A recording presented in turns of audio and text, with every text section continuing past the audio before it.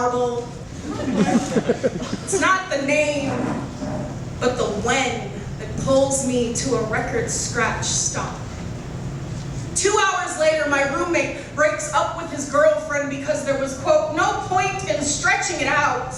He wants kids one day. She's not.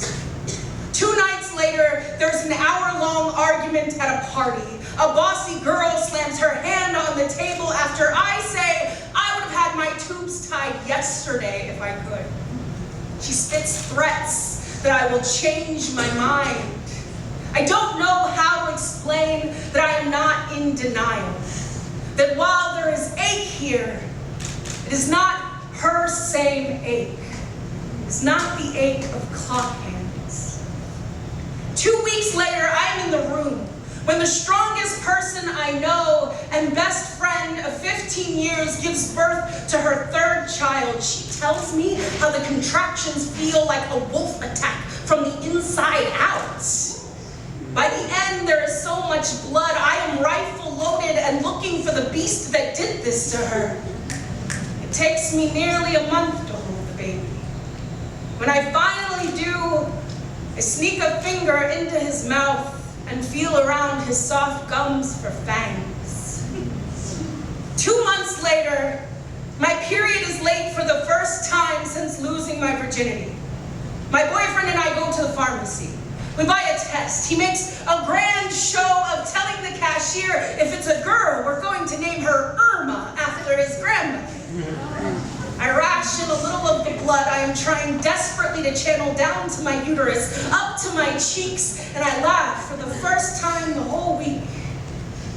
He holds me so miraculous that day that the minus sign almost feels like something is lost. They don't make Hallmark cards for your first pregnancy scare. There are no showers thrown for the moment that you accept that you are much more wind-drift feather than almighty motherly root. I promise that this is a lonesome garden party never planned in haste. The guest list, a long-gathered hope chest of flower-pressed baby names left now to decay in exchange for some different life. One where I can give in to simple whims without worry, or send postcards to my grandmother from all the places she never got to go, or curl up in the selfish abandon my own mother shouted from behind locked doors from. I do like children, but I own and like owning breakable things. I am and like being the one to break them. I do name each piece though. Magda, Zora, Finn, Jack, Iris, Ada. There is this knowledge that he and I would make beautiful babies. Winston, he would make a great father. Florence, I would, despite my protests, make a really good mother. Oliver, there are pregnancy dreams. Ella, there are holding hands to belly and wondering what an answer might feel like.